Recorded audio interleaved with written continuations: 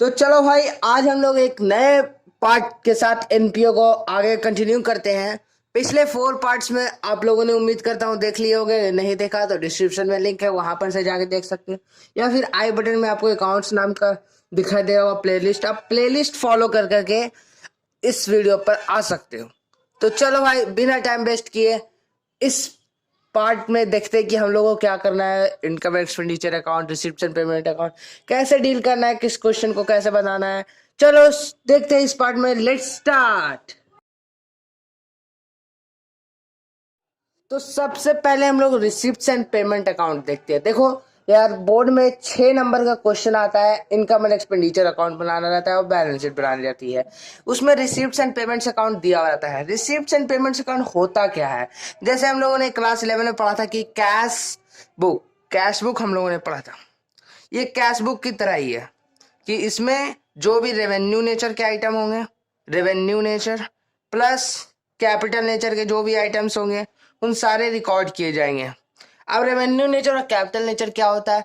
अब देखो, revenue nature जो भी डे टू डे एक्सपेंसेस होते हैं, जैसे इलेक्ट्रिसिटी बिल, रेंट, सैलरीज, ये सब क्या है? रेवेन्यू नेचर का आइटम। और कैपिटल नेचर का क्या हो सकता है गाइस? फर्नीचर और specific donation, life membership fees, ये सब क्या है? कैपिटल नेचर का। तो रिसिप्ट्स एंड पेमेंट्स अकाउंट में हम लोग दोनों टाइप का लिखेंगे। तो इससे हम लोग को क्या पता चलता है ये क्या कौन सा अकाउंट है? रियल अकाउंट है। रियल अकाउंट में क्या होता है गाइस? डेबिट और इनकम्स एंड क्रेडिट और पेमेंट्स। तो अब हम लोग रिसिप्ट्स एंड पेमेंट्स अकाउंट में हम लोगों ने पढ़ना है कि क्वेश्चन में दिया हुआ रहेगा कि रिसिप्ट्स एंड पेमेंट अकाउंट दिया हुआ रहेगा, उससे हम लोग को इनकम एंड एक्सपेंडिचर अकाउंट बनाना रहेगा। तो हम लोग रिसिप्ट्स एंड पेमेंट अकाउंट में देखो क्या क्या रह सकता है। रिसिप्ट्स एंड पेमेंट अकाउंट में सबसे पहले क्या रहेगा? Opening balance. ओपनिंग बैलेंस क्या होता है? टू बैलेंस ब्रॉट डाउन, जिसे हम लोग ओपनिंग बैलेंस कहते हैं। ठीक है गाइस। नेक्स्ट है टू सब्सक्रिप्शन। अब सब्सक्रिप्शन देखो, अब सब्सक्रिप्शन एक साल, इस कोई भी साल में प्रीवियस ईयर का भी मिल सकता है सब्सक्रिप्शन, करंट ईयर का भी मिल सकता है और नेक्स्ट ईयर आने वाले साल का भी मिल सकता है सब्सक्रिप्शन। तो रिसिप्ट्स एंड पेमेंट्स अकाउंट में तीनों सब्सक्रिप्शन नोट डाउन होगा। तीनों का जैसे मान लो दिया हुआ रहेगा, कुछ भी बैलेंस दिया हुआ रहेगा, here it is balance, and आपको इन तीनों को ऐड कर देना है और यहाँ पे लिख देना है। तो यहाँ पे आप ध्यान दीजिएगा कि यहाँ पे तीनों साल का अगर सब्सक्रिप्शन दिया हो रहा है क्वेश्चन में, तो यहाँ पे रिसिप्ट एंड पेमेंट अकाउंट में तीनों साल का सब्सक्रिप्शन को नोट डाउन होगा। नेक्स्ट है गाइस टू डोनेशंस। डोनेशंस देखो दो टाइप का होता है, मैंने पहले ही पार्ट 1 में वीडियो बताया था, स्पेसिफिक डोनेशन और जनरल डोनेशन। अगर क्वेश्चन में नहीं दिया हो रहा है कि जनरल डोनेशन या स्पेसिफिक डोनेशन है, तो हम लोग उसे ट्रीट करते हैं एज अ जनरल डोनेशन। तो इसमें हम लोग को कुछ नहीं लिखा हुआ है कि टू डोनेशन, तो ये डोनेशन खाली लिखा हुआ है।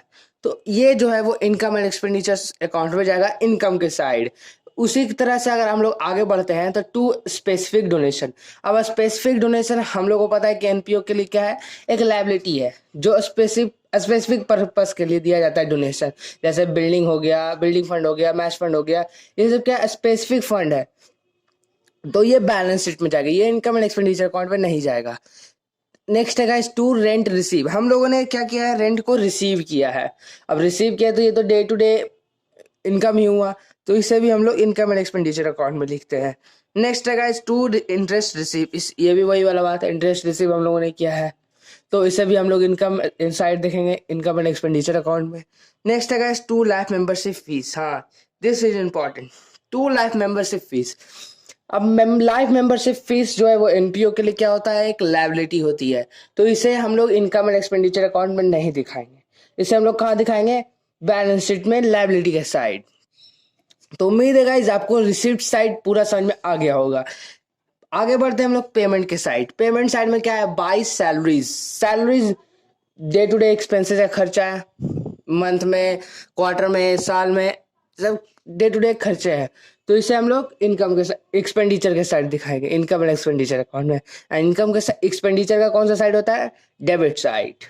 नेक्स्ट है गाइस बाई रेंट। अब देखो यहाँ पे बाई रेंट खाली है, तो हम लोग को इसमें पता करना है कि क्या है, ये रेंट रिसीव हो रहा है कि पेमेंट हो रहा है। तो ये देखो पेमेंट के साइड है, इसलिए पेमेंट हो रहा है ये रेंट का, तो इसे हम लोग एक्सपेंडिचर अकाउंट, एक्सपेंडिचर साइड में देखेंगे। नेक्स्ट है bye printing expenses. Printing expenses छोटे मोटे खर्चे, बाय एडवर्टीजमेंट छोटे मोटे खर्चे, बाय मशीनरी। हाँ, यहाँ पे देखो गौर करने वाला पॉइंट है, बाय मशीनरी। अब मशीनरी क्या है, एक कैपिटल नेचर का गुड्स है। मशीनरी हम लोग खरीदते तो वो तुरंत तुरंत बदल तो नहीं सकते ना, वो बहुत लॉन्ग टर्म के लिए खरीदते हैं, 20 साल 40 साल वो मशीन के लिए खरीदते हैं। तो ये क्या है, एक फिक्स एसेट है, इसलिए ये बैलेंस शीट पे जाएगी। नेक्स्ट है maintenance expenses. Maintenance expenses day to day expenses by furniture. Furniture भी देखो ये बैलेंस शीट में जाएगी। By electricity. इलेक्ट्रिसिटी, अब इलेक्ट्रिसिटी भी तो डे टू डे एक्सपेंसेस में ही आता है ना। तो बाई मिसलेनियस, ये सब क्या जाएगा, इलेक्ट्रिसिटी मिसलेनियस, ये सब इनकम एंड एक्सपेंडिचर अकाउंट में एक्सपेंडिचर साइड आएगी। जाएगा कौन सा नहीं, तो मशीनरी नहीं जाएगा, फर्नीचर नहीं जाएगा, और तो कोई नहीं लग रहा है। अब बाकी सब जाएगा इनकम एंड एक्सपेंडिचर अकाउंट में।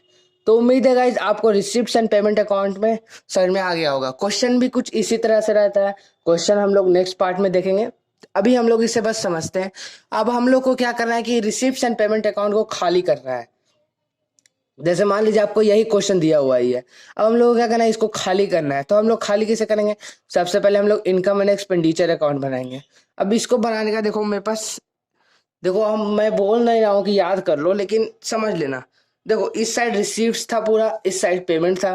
तो हम लोग को क्या करेंगे, देखो अब रिसीव वाला को इस साइड लिखेंगे और पेमेंट वाला को इस साइड लिखेंगे। यहाँ तक किसी को दिक्कत नहीं होगा। पेमेंट साइड को एक्सपेंडिचर साइड डेबिट कर देंगे और रिसिप्ट वाला को इनकम साइड क्रेडिट कर देंगे। अब ये क्यों किया गया, क्योंकि देखो इनकम एंड एक्सपेंडिचर अकाउंट कौन सा अकाउंट होता है, नॉमिनल अकाउंट। मैंने आपको फर्स्ट पार्ट में ही बताया था, ये क्या होता है, नॉमिनल अकाउंट।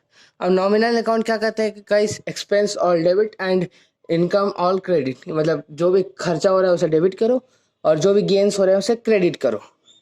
इसी के साथ साथ हम लोग इनकम एंड एक्सपेंडिचर अकाउंट सिर्फ करंट ईयर का बनाते हैं, सिर्फ करंट ईयर का। ऊपर में हम लोगों ने डिस्कस किया था कि सब्सक्रिप्शन प्रीवियस ईयर का दिया रहा है और नेक्स्ट ईयर का भी दिया रहा है, करंट ईयर का भी दिया रहा है, तो तीनों का हम लोग लिखते हैं ना। लेकिन इसमें क्या है कि सिर्फ करंट ईयर का सब्सक्रिप्शन लिखेंगे और उसके कुछ एडजस्टमेंट, जो कि मैंने इसके पहले वाले पार्ट में बताया था आपको, सब्सक्रिप्शन के जो मैंने क्वेश्चन कराया था उसके पहले वाला पार्ट। तो देखो इनकम एंड एक्सपेंडिचर अकाउंट होता क्या है, इनकम एंड एक्सपेंडिचर अकाउंट में हम लोग क्या लिखेंगे, करंट ईयर के जितने भी खर्चे हुए हैं, करंट ईयर के जितने भी इनकम हुए हैं। अब देखो यहाँ मैंने बाय सब्सक्रिप्शन लिखा है, इसके साथ साथ कुछ एडजस्टमेंट भी हो सकते हैं, जैसे ऑटो स्टैंडिंग सब्सक्रिप्शन और एडवांस सब्सक्रिप्शन। तो वो मैंने पार्ट पिछले वाले पार्ट में बताया था, वो हम लोग क्वेश्चन के साथ डील कर लेंगे जब आएगा क्वेश्चन। तो पिछले वाला पार्ट का वीडियो का लिंक नहीं देखा तो डिस्क्रिप्शन में लिंक है, मैंने आपको पहले ही बता दिया है, आप लोग फटाफट जाके वहां से देख सकते हो। उसके बाद है बाय डोनेशन। अब देखो मैंने क्या बताया था कि डोनेशन सिर्फ रहा तो वो इनकम हो जाएगा इनकम एंड एक्सपेंडिचर अकाउंट में, अगर स्पेसिफिक रहा तो वो बैलेंस शीट में जाएगी। इसलिए यहाँ पे स्पेसिफिक डोनेशन नहीं आया हुआ है। हम लोग क्या कर रहे हैं अभी guys, receipt and payment account को खाली कर रहे हैं। डोनेशन के बाद था स्पेसिफिक डोनेशन, जो कि बैलेंस शीट में जाता है, नहीं होगा। उसके बाद है टू रेंट रिसीव था रिसिप्ट साइड, तो हम लोग इसे क्या लिखेंगे, बाय रेंट रिसीव, इनकम के साइड, ये इनकम है। नेक्स्ट है टू इंटरेस्ट रिसीव्ड। अब इंटरेस्ट हम लोगों ने रिसीव किया। अब कुछ कुछ क्वेश्चन में रहता है कि इंटरेस्ट हम लोगों ने रिसीव किया लेकिन 3000 इंटरेस्ट जो है वो अभी एक्रूड है। एक्रूड मतलब अभी हम लोग को नहीं मिला है, मिलेगा जरूर लेकिन हम लोग को अभी नहीं मिला है, तो उसे भी हम लोग को क्या कहते हैं, ऐड करते हैं। तो आई होप गाइज आपको इनकम के साइड क्लियर होगा। नेक्स्ट बढ़ते हैं एक्सपेंडिचर के साइड। हाँ, इनकम के साइड एक और चीज भूल गया था, रिसिप्ट एंड पेमेंट अकाउंट में दिया हुआ था टू लाइफ मेंबरशिप फीस। अब लाइफ मेंबरशिप फीस क्या है, लायबिलिटी ऑफ कॉस्ट, तो इसलिए ये इनकम के साइड नहीं जाएगा, ये कहाँ जाएगा, बैलेंस शीट में जाएगा। नेक्स्ट बढ़ते हैं हम लोग इस पेमेंट की तरफ। पेमेंट में सबसे पहले क्या लिखा हुआ था, बाई सैलरीज। तो इस बाई सैलरीज को हम लोग क्या करेंगे, टू सैलरीज करके लिख सकते हैं। उसके बाद है बाई रेंट, तो हम लोग यहाँ टू रेंट लिखें, to printing expenses, to advertisement expenses, to maintenance expenses. उसके बाद आता है मशीनरी, यहाँ पे नहीं है। बाय मशीनरी था पेमेंट के साइड में, लेकिन यहाँ पे मशीनरी नहीं है। तो मशीनरी क्यों नहीं है, क्योंकि हम लोग इसे क्या कर रहे हैं, करंट ईयर का बना रहे हैं। लेकिन मशीनरी तो बहुत दिन के लिए ना होगा, 20 साल 30 साल 40 साल उसके लिए होगा। लेकिन यहाँ पे एक डाउट होता है, जब हम लोगों ने मशीनरी का पेमेंट किया तो हम लोगों ने मशीनरी को परचेज जरूर किया होगा। तो परचेज हम लोगों ने किया तो परचेज वाला तो ऑफकोर्स नहीं लिखेंगे इनकम एंड एक्सपेंडिचर अकाउंट पे, वो तो बैलेंस शीट का पार्ट है। लेकिन यहाँ पे हम लोगों ने डेप्रिसिएशन को भूल गया, तो यहाँ पे एक पॉइंट तुम लोग लिख सकते हो, डेप्रिसिएशन। To depreciation.